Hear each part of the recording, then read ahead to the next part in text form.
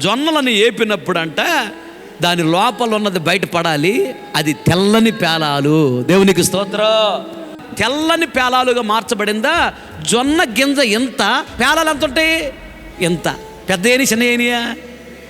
తెలుపు పెద్దదయ్యింది, లోపల తెలుపు ఉంది, అది పెద్దగా కనపడుతుంది. ఇంకా జొన్న గింజ ఎంత ఉంది, పేలవ రెట్టింపు అయింది దాన్ని ఏపినప్పుడు. ఒక కొటేషన్ చదివాను నేను. అందరూ నా వాళ్ళు అనుకుంటున్నావు నువ్వు. ఒక్కసారి వాళ్ళ తిట్టి చూడు. నువ్వు తిట్టినప్పుడు కూడా నీ మీద కోపము లేదు, ద్వేషము లేదు, సంతోషంగా ఓర్చుకున్నారంటే వాళ్ళు నీ వాళ్ళు, నువ్వంటే ప్రేమ వాళ్ళకి. నువ్వు తిట్టినప్పుడు అది వెంటనే రివర్స్ అయ్యారంటే వాళ్ళు నీ వాళ్ళు కాదు. లేదా పైకి మాత్రం హి అన్న, ప్రక్కకి వెళ్ళిన తర్వాత కడుపులో ద్వేషము, గుండెల్లో ద్వేషము, కక్ష, కోపం పెట్టుకున్నారంటే వాళ్ళు నీ వాళ్ళు కాదు. నువ్వంటే ప్రేమ లేదు వాళ్ళకి.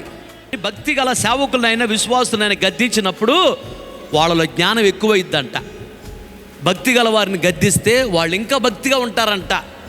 భక్తి లేని వాళ్ళని గద్దిస్తేనంట వాళ్ళకి మనకు రివర్స్ అయ్యి మన మీద సాడీలు చెప్పుకుంటూ తిరుగుతున్న మంది విడిచిపెట్టి. సేవకులు నేను తిట్టినప్పుడు, గద్దించినప్పుడు, బుద్ధి చెప్పినప్పుడు, సరి చేసినప్పుడు నీ లోపల ఉన్న తెలుపుని పరిశుద్ధత బయటపడాలి. అది పెద్దగా మారాలి. దేవునికి స్తోత్రం. అప్పుడు దేవుడు నువ్వు అంటే ఇష్టపడతాడు. దేవుడు నిన్ను దీవిస్తాడు.